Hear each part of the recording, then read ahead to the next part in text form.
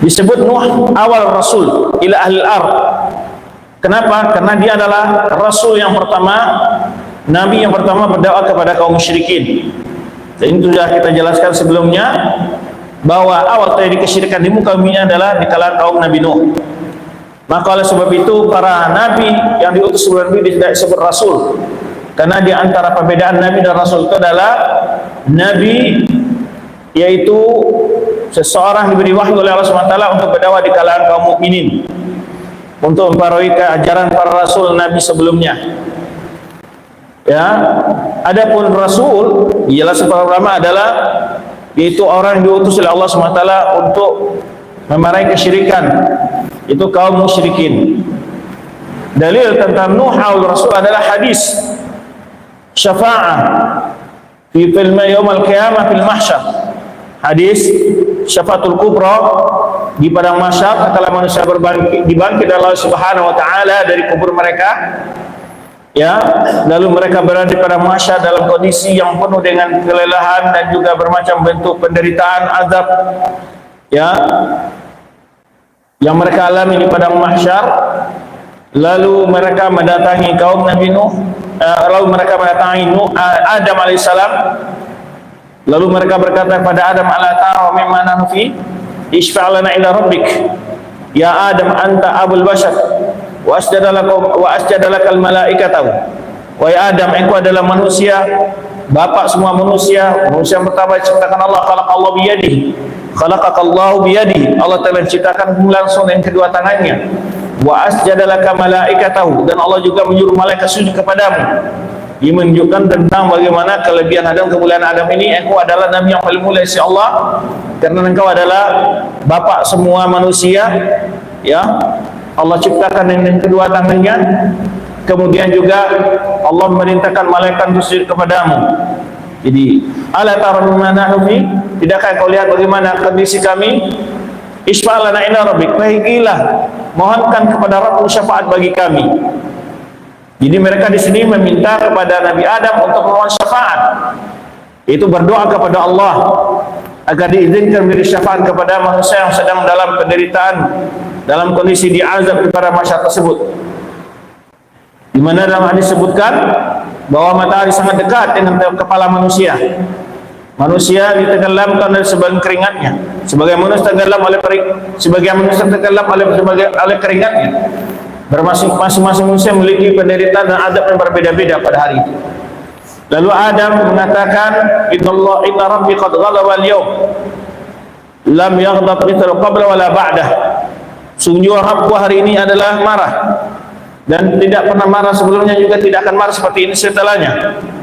Idhab ila Nuh, pergilah kalian kepada Nuh, fa innahu awwalur rasulin arsala ila al-ard.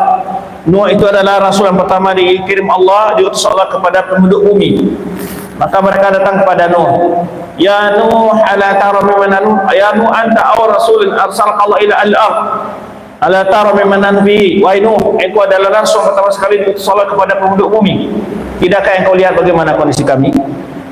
Ya isfa' lana inda rabbik, mohonkanlah syafaat kepada Rabb untuk kami.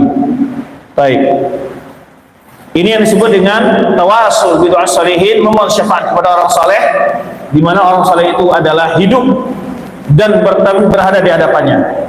Bukan sebagaimana diasumsi sebagian orang, bolehnya meminta syafaat kepada para anbiya yang telah meninggal, yang mereka berada di alam barzah, ya, pada orang-orang saleh yang telah meninggal. Adapun memohon syafaat kepada orang saleh yang masih hidup, memohon syafaat dalam arti mohon doanya, sebenarnya akan dimohonkan oleh manusia kepada para ulul azmi di hari kiamat di padang mahsyar, itu adalah hal yang dibolehkan. Baik.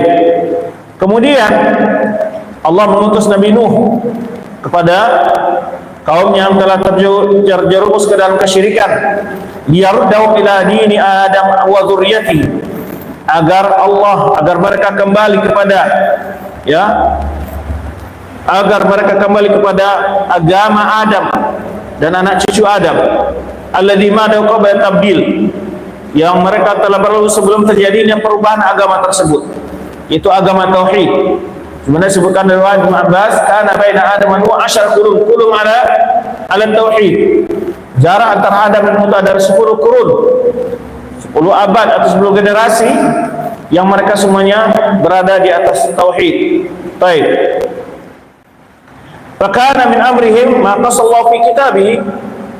Dan apa yang terjadi di kalangan mereka lah sebagaimana Allah ceritakan dalam Al-Quran, bagaimana mereka mengejek Nabi Nuh, yang mengolok-olok Nabi Nuh dan sebagainya, sehingga berapa lama Nabi Nuh berdakwah di tengah mereka? Itu hampir 1000 tahun berdakwah di tengah kaumnya, namun tidak ada di antara mereka beriman kecuali sedikit.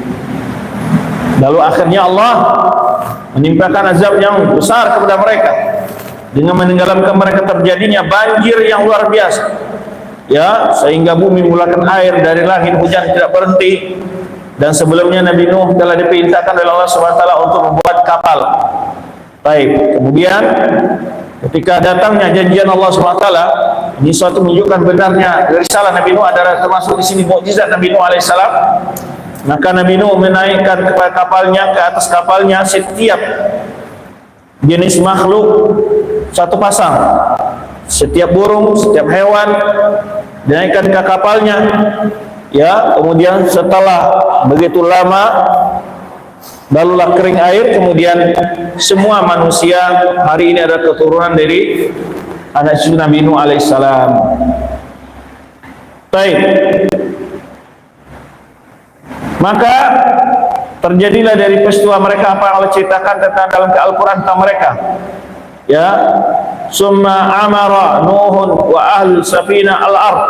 Kemudian setelah terjadinya banjir landang yang besar itu, akhirnya itulah setelah itu baru Nabi Nuh memakmurkan, dan juga orang-orang yang ikut bersama Nabi Nuh, binatang-binatang yang ikut bersama Nabi Nuh, itulah yang menghuni bumi berikutnya.